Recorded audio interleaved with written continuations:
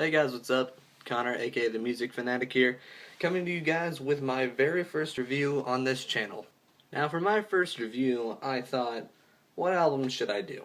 Because in order to make kind of an impact, per se, on this channel, I gotta start with something big, something memorable, something that has influenced a lot of people, shaped the face of music, and changed people's views and pretty much people's lives. Then I thought to myself, what better album to do than by my fourth favorite band of all time, and the best album by them, their second album, and in my opinion, and many others, the greatest album of the 1990s. I speak, of course, of the second album by Nirvana, Nevermind. What is there to say about Nevermind that has not been said already, other than the fact that it is the best album of the 1990s, and it is what shaped the face of the 90s in a whole, pretty much. And it's a little odd how people say that, but in all perfect honesty, this album the band Nirvana shaped the entire length of the entire 1990s and what the 1990s was going to sound like and what it was going to represent in one song. I speak, of course, of the first track off this album, Smells Like Teen Spirit. Now, when Smells Like Teen Spirit was released as a single in 1991, it just hit airwaves and became an instant classic. And as soon as the music video hit MTV, people knew that this was going to be something memorable. From the first guitar riff in the song to the drum intro to the soft, loud dynamics in the song, people knew as soon as they heard this song that this band was going to leave an impact, and it was going to be big. And before Nevermind came out, you see, alternative rock music and grunge music and all that stuff, which is what Nirvana is, they're grunge and alternative rock, was kind of just like this thing that was around. Like, people knew of it, but it was never popular. It was never really played on the radio that much, and it kind of just existed. But then, September 24th, 1991, they released their album Nevermind, and everything changed. I mean everything. Once this album came out, it was played on radio stations, everyone was getting into Nirvana, everyone was getting into bands. Other than that, I will say that if it wasn't for Nirvana, my favorite band of all time, Green Day, may have never got as popular as they did. And other bands that relate to Nirvana too, like Soundgarden, like the big four of grunge music, Soundgarden, Pearl Jam, and Alice in Chains, and obviously Nirvana. All four of those bands probably wouldn't have left that big of an impact if Nirvana didn't come out with Nevermind. But yeah, from everything in this album to Chris Novozelic's absolutely amazing bass riffs and bass lines and just all overall rhythm that he has in this album. Dave Grohl's punching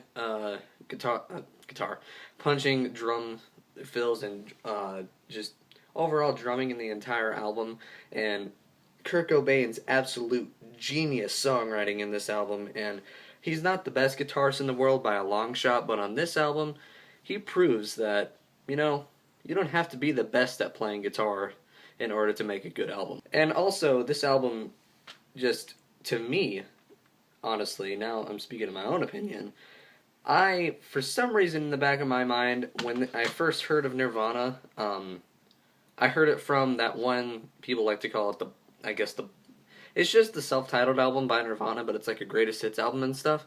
When that album came out, my brother had it for a while, and I thought it was a new album by a new band for a while. I had no idea who Nirvana was, and then I later realized, oh, Nirvana is actually the band that existed in the 1990s from pretty much from their inception of 1987 to 1994. They existed, and then a year later, their drummer made the band the Foo Fighters. Oh, and after I learned that, I've pretty much been hooked on Nirvana ever since. I already explained this in my top 10 favorite bands of all time, but yeah, I've pretty much been hooked on Nirvana ever since I can remember listening to music. They're just one of those bands that I've always known that I've listened to. So let's not waste any more time about it, and let's get on to the actual tracks on this album. And the tracks on this album are as follows: Smells Like Teen Spirit, In Bloom, Come As You Are, Breed, Lithium, Polly, Territorial Pissings, Drain You, Lounge Act, Stay Away, On a Plane, and Something in the Way. And of course, this album starts with Smells Like Teen Spirit. If you are a fan of music, rock music, or anything in between, you have heard this song somewhere. No matter what you say, you have heard Smells Like Teen Spirit in some form or another. Either, maybe even heard a remix of the song, which I hope to God you actually heard the real version, but everyone knows this song, and this is the song that shaped an entire generation of music. And it pretty much encapsulates everything that alternative rock and grunge music pretty much represented in the 1990s. The weird thing, though, is that the song was written by Kurt Cobain with the idea that he wanted to invent the perfect pop song. You ever listen to Smells Like Teen Spirit and you wonder in the back of your mind, wow, this song, I can't really understand what the lyrics of this song are saying? That's because the lyrics aren't really important in this song.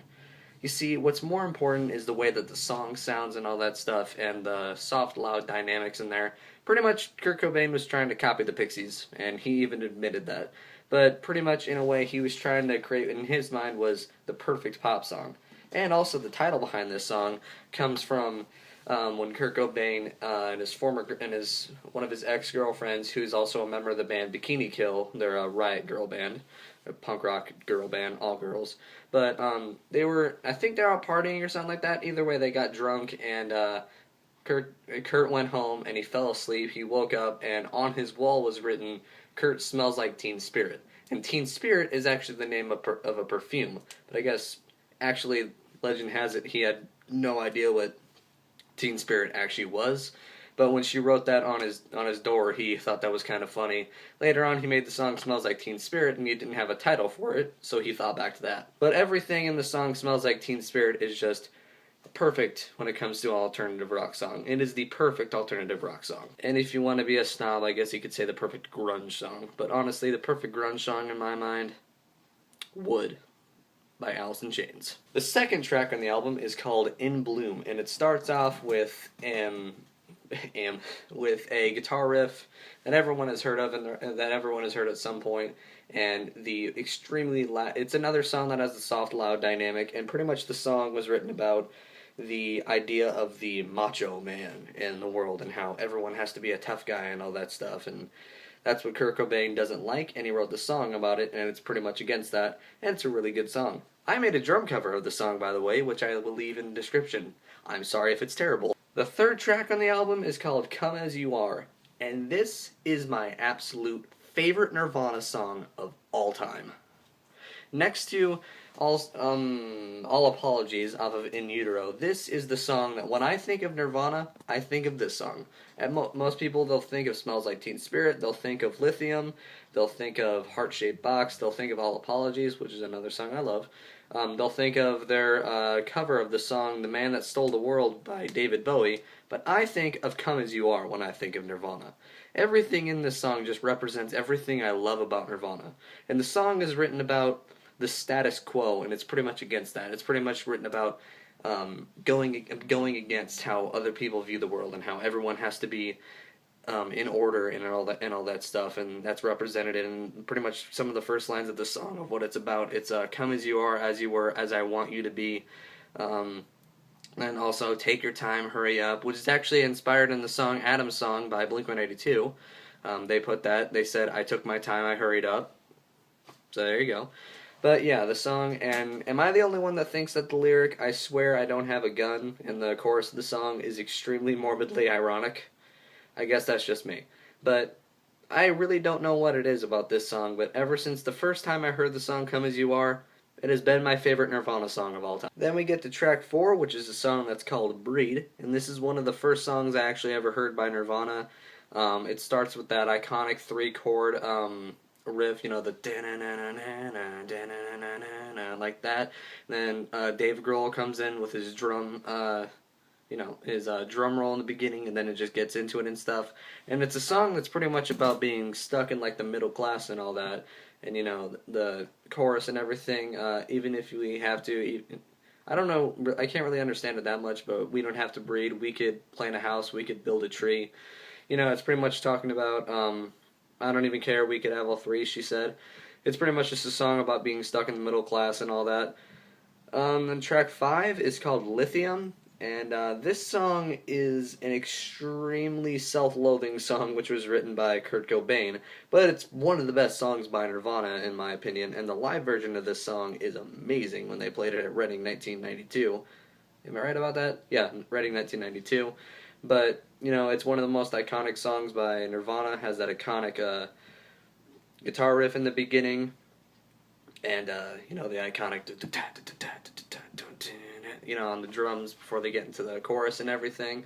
But I think it's kind of a self-loathing song about like all these things that, you know, I'm so ugly, all this stuff. But then, you know, in the chorus of the song he says, "But I like it, I'm not gonna cry." So pretty much I think the song Lithium is talking about Kurt Cobain says all this stuff that he thinks is wrong with himself, but he likes it anyways. He likes it and he's not gonna cry about it. So yeah.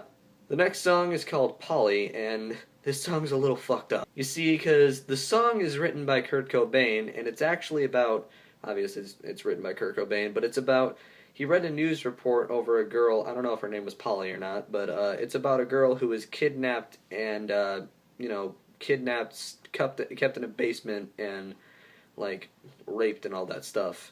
And he thought it was terrible. He wrote a song about it, though. That's what I think is weird. But yeah, it's another iconic song. But it's weird. The first like 6 songs off of this album are like the most iconic songs by Nirvana in their entire career.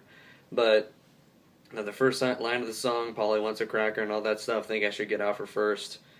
"Think I should untie her." "Do put out the blowtorch" and all that stuff. It's either that or people say it's about like an abusive relationship. And I guess it could be about that, but it's another great song by them. And then track 7, Territorial Pissings. And this song, I swear to God, is just a full-fledged punk rock song by Nirvana, and I love it so much. It starts with, I don't know what the name of the song is, but it's, you know, that "Come on people now, smile on your brother, try to, everybody get together, try to love one another right now." I don't know what the song is called, but it's the beginning of the song, and I think the meaning behind this song, in my opinion, in the first line of the song, it's "When I Was an Alien, Cultures, One Opinions." It's another song that is actually written about like the anti-macho man, anti-tough guy lyrics. But I think the song is also about the difference between what you think of things when you're a kid and when you're an adult, and it's about like growing up and stuff. Because when you're a kid, you're kind of an alien to all these ideas in the world and stuff, like the differences between cultures and politics and all that stuff. So you're technically an alien to the world because you don't know anything about the stuff. But then when you get older, you realize when you were a kid, you were so innocent and you didn't know all that stuff, and you want to keep it. You wanted to keep it that way and stuff. Um, but yeah, and also the chorus, you know, "Gotta get away," and everything. But yeah, it's another great song off the album, Territorial Pissings. I love this song. Now, the next song is called "Drain You," and the first time I heard this song was actually from the game Rock Band 2, before I actually bought this album. But oddly enough, I bought this album in the same year it turned 20 years old in 2011. That's the first time I heard the whole entire thing, but ever since then I've loved it. But yeah, the song is called "Drain You," and this song actually people say has a double interpretation. The first interpretation is that it's a love song and it's dedicated to his ex-girlfriends, or it's dedicated to Courtney Love and all that stuff, but the other meaning is that it's about his heroin addiction. Case in point, people say that the lyric, "With a passionate kiss from my mouth to yours," and all that stuff, or there's another one, I forgot the lyric is, it has something to do with tubes or all that stuff, but people say it has maybe something to do with like his heroin addiction, because he had a heroin addiction at the time and everything. But yeah, I love this. There's not a single song off this album I don't love, by the way. There's songs I love less, but I love every single song off this perfect album. But yeah, the next song is called "Lounge Act," and the reason why it's called that is because the opening bass line in the song, by Chris Novoselic. When Kurt Cobain first heard it, he thought it sounded like some cheesy lounge band would play that, so he just called the song "Lounge Act." And the song is pretty much about a heartache in a relationship, whether you are broken up with the person or whether you are just at a bad time with the person in the relationship. The song is about that, and it's a pretty damn good song. I will admit that it's a damn good song, and I love the song. Track 10 is called "Stay Away." "Stay Away" is actually about a few things. It's about annoyance, which is, you know, stay away and all that stuff. There's another line in the song which is pretty much about popularity and all that stuff. It's "I'd rather be dead than be cool" and all that stuff. Then it has something to do with like the status quo and being against that, with the line "I'd rather," every line ends in rhyme and stuff. I think the song in a sense is pretty much just about wanting to go against what everyone else wants you to be. It's kind of like the song "Come as You Are," but it's still in this. It just sounds a little differently and stuff. But yeah, even the first line of the song, "Monkey see, monkey do," it's pretty much talking about going against what everyone else wants you to be and being yourself and stuff. Then the song "On a Plane" is actually just a song that's about the struggle of songwriting, written by Kurt Cobain. Pretty good song, yeah. It's everyone like it has that beginning thing where it's like just playing around on the guitar and stuff, and I'm on a plane, I can't complain. It's just a song pretty much about the struggles of writing songs and all that stuff. Then we get to the last track, "Something in the Way." In my opinion, this is one of the most depressing songs by Nirvana in their entire catalog. The only song that tops this is "Heart Shaped Box" because, in my own opinion, a lot of other people's own opinion, and even like the meaning behind the song, this was one of the last songs that Kurt Cobain ever wrote before, like, pretty much he contemplated suicide and killed himself and stuff. So that's almost him writing his own eulogy. But the song "Something in the Way" is actually about, if you watch the montage of Heck, you'll know what I'm talking about. When Kurt Cobain was younger and stuff, he lived in a lot of different houses and never really stayed in one place. And then finally, at some point, his aunt or his grandma or his mom or his dad or something like that finally kicked him out of the house, and he lived underneath a bridge for a while, which is, the line underneath the bridge and stuff, and it's pretty much just him talking about when he used to be homeless and all that stuff, and and then also there's a hidden track at the end of this album, but yeah. "Something in the Way" is just, like, the way that it sounds in the beginning. It's a really quiet in the beginning, but it's like loud in a way where it rumbles like the speakers I play it out of it. It's just a haunting sounding song in the beginning. It almost sounds kind of scary in the beginning, but and it's a wonderful song. All the songs off of this album are just wonderful songs. But yeah, that was my track interpretation. Now just album in general, I guess. Before I do that, I do this every single time that I review an album. I'm going to pick my top half favorite songs off this album. There's 12 tracks off this album, so I'm going to pick my top 6. And those are "Smells Like Teen Spirit," "Come As You Are," "Lithium," "Territorial Pissings," "Drain You," and "Something in the Way." But picking a favorite song off this album is pretty hard. I mean, it is "Come As You Are," but every single song off this album is just golden. It's just a great song. A great song. And this is just a great album in general. This is easily the best album of the 1990s. Sorry, OK Computer, you're a close second though. And this is also easily on the top 5 albums of all time. It shaped an entire thing. If this album didn't come out, I'm pretty sure alternative rock music would have never got as hyped up as it did. And unfortunately, because of this album getting so popular, it probably led to Kurt Cobain's suicide. Yippee. But that aside, this is an incredible album that all of you should pick up if you haven't heard it yet. If you haven't heard it yet, you should. You definitely should hear this album. But yeah, this album gets a perfect 10 out of 10 out of me. And this album is just incredible. Even the front cover, which is iconic, which apparently has a lot of different meanings behind it, I guess.